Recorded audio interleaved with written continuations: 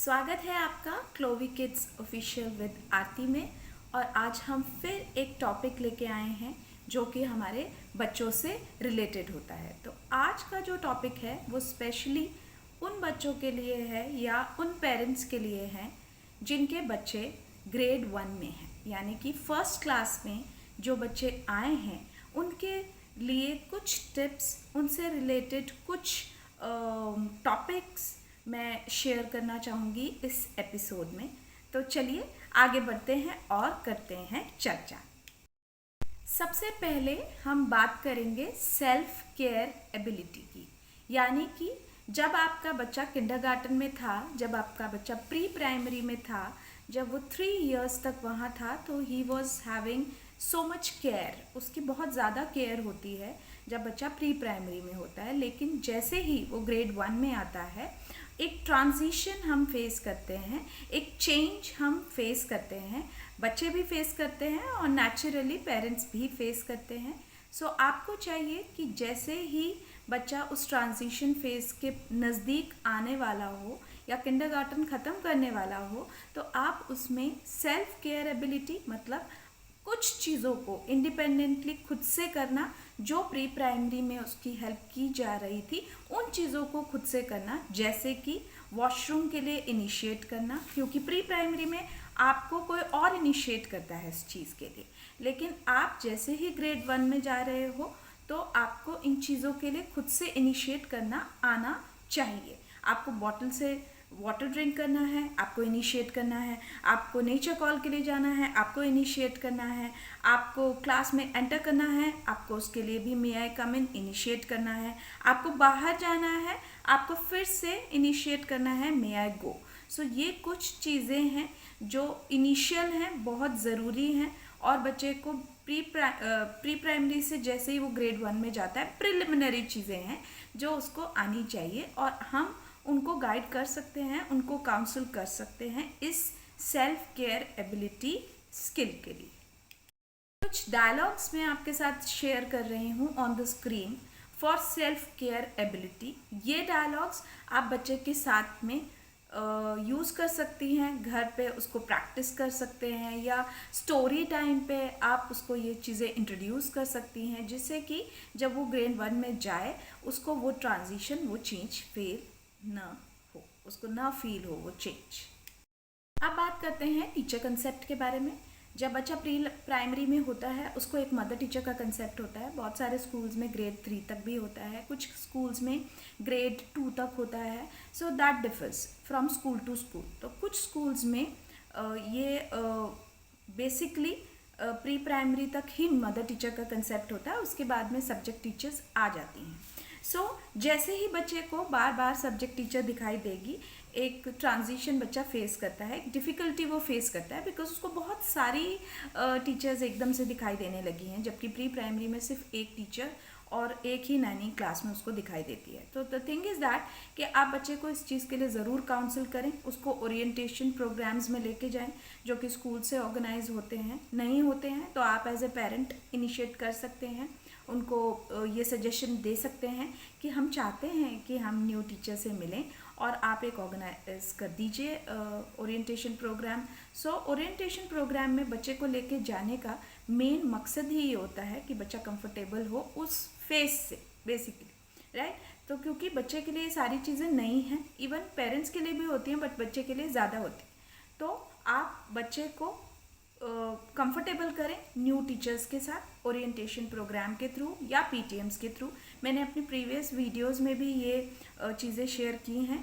Keep on connecting with the teachers, keep on your child to make connect with the teachers, very important. चलिए अब थोड़ी सी बात कर लेते हैं एकेडमिक स्किल्स के बारे में। Academic skills, make sure writing part आपके बच्चे का इतना एनहांस हो जाना चाहिए प्री प्राइमरी में कि वो जब ग्रेड 1 में आए उसको वो प्रॉब्लम फेस ना हो।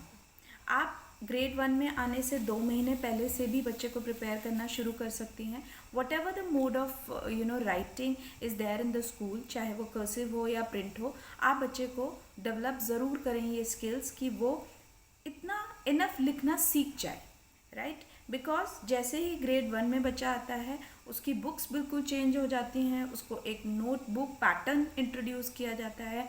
दो प्री प्राइमरी में भी नोटबुक्स होती हैं, बट स्टिल ग्रेड 1 में आके आपको प्रॉपर सब्जेक्ट वाइज नोटबुक्स होती हैं। सो मेक श्योर मदर्स कि बच्चे की राइटिंग स्किल्स पे आपको ज़रूर वर्क करना है।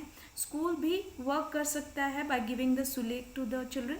अगर स्कूल नहीं कर सकते हैं या उनके पास इनफ पीरियड नहीं है या स्कूल में ऐसा नहीं हो रहा है, तो आप इसको मेक श्योर ए हैबिट बनाएं कि आपको डेली 1 पेज, जैसे जैसे स्पीड एनहांस हो रही है 2 page, maximum 3 page per day.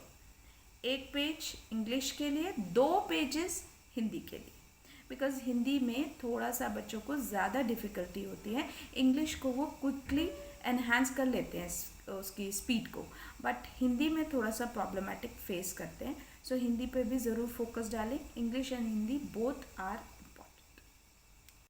Next हम बात कर लेते हैं वोकैबुलरी वर्ड्स की। प्री प्राइमरी में हम बच्चों के साथ में पूरी कोशिश करते हैं कि उनको एटलीस्ट 5000 वोकैबुलरी वर्ड्स हम करा दें, राइट। बहुत सारी ऐसी स्टोरीज होती हैं, बहुत सारे ऐसे सेंटेंसेस होते हैं, फ्रेजेस होते हैं, ब्लेंड्स के वर्ड्स होते हैं, सीवीसी वर्ड्स होते हैं, मतलब बहुत सारी चीज़ें हम प्री प्राइमरी में 3 इयर्स तक बच्चों के साथ करते हैं कि एटलीस्ट उनकी 5000 तक की वोकैबुलरी बन जाए। बट स्टिल अगर आपको लगता है कि वोकैबुलरी बच्चे की इतनी नहीं है, सो आप रिकैपिचुलेशन की टेक्निक को ज़रूर यूज़ करें। बार बार दोहराना is called recapitulation. So bar bar sight words को, जो कि मैं अभी स्क्रीन पे आपके साथ शेयर कर रही हूँ, ये साइट वर्ड्स हैं। आप कुछ साइट वर्ड्स बार बार रिपीट करें बच्चों के साथ। CVC वर्ड्स, इस पे मैं आपके साथ एक और न्यू वीडियो शेयर करूँगी CVC से रिलेटेड। वो बहुत इम्पॉर्टेंट होता है बच्चों के लिए जब वो ग्रेड 1 में जाते हैं।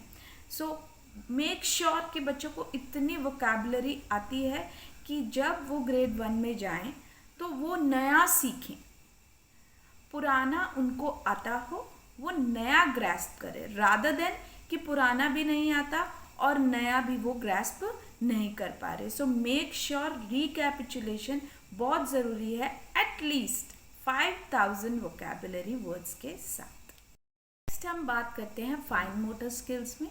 फाइन मोटर स्किल्स में बहुत सारी चीज़ें आती हैं मदर, मैं आपके साथ स्क्रीन पे भी शेयर कर रही हूँ।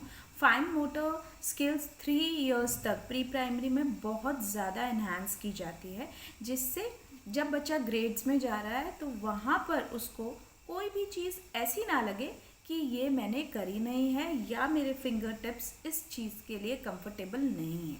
सो फाइन मोटर स्किल्स के लिए आगे जाके ग्रेड 1 में या ऊपर आप बच्चे को सिर्फ ये हेल्प करें कि वो इंडिपेंडेंटली करना सीखे, बिकॉज आप प्री प्राइमरी तक उसको गाइड कर रहे थे, इंस्ट्रक्ट कर रहे थे, उसकी कहीं ना कहीं हेल्प भी कर रहे थे, जो आपको बहुत बात तक करती रहने।